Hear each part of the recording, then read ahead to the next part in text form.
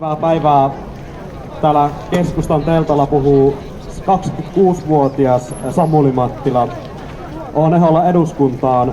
Työskentelen lähihoitajan tehtävissä. Viimeisen 2 vuoden aikana on tuolla lastensuojelumaailmassa ollut.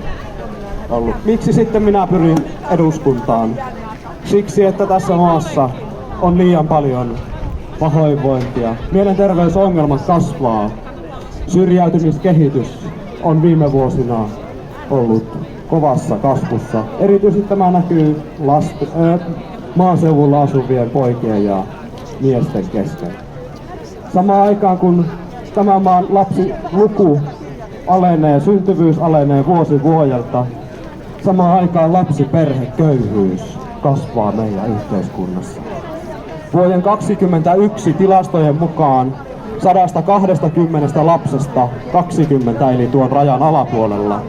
Me kaikki tiedetään, mitä viimeisen vuoden inflaatiokehitys on tuonut mukanaan.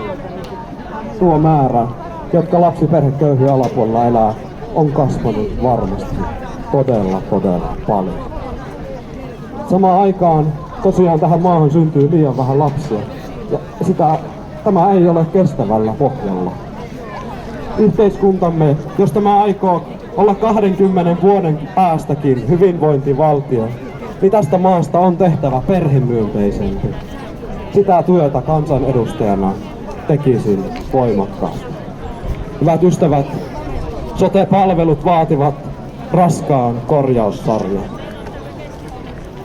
Otin kantaa tähän lääkäripalveluiden tilanteeseen. Kun on maakuntaa saanut kiertää, niin on karulla tavalla tullut ilmi, että Kyyjärvellä, Kannonkoskella, Keuruullakin on vakava puute lääkäripalveluista. Ajatelkaa, että kyyjärveläinen perheäiti kertoi, että joutui ajamaan päivystykseen tänne Jyväskylään asti, että sai apua ei akuuttiin vaivaan. Tai kannonkoskelainen 90-vuotias nainen toipui veritulpasta vain ja ainoastaan etälääkäripalveluiden avulla. Minun mielestä tämä ei ole kestävä yhteiskunta. Kansanedustajana ajaisin, että lakiin tulisi kirjaus, että lääkäripalvelut pitää olla saatavilla kaikille hyvinvointialueiden asukkaille todellisen tarpeen mukaan.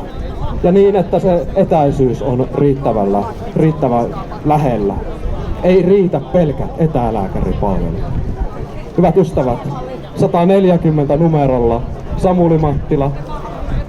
Olen saanut luvan Neittomäen Petriltä, että voin käyttää hänen käyttämään slogania, eli eduskuntaan voi päästä nuorikin mies, jos saa riittävästi ääniä. Nyt kysyn teiltä, voisinko olla juuri sinun kansanedustajasi? Kiitos.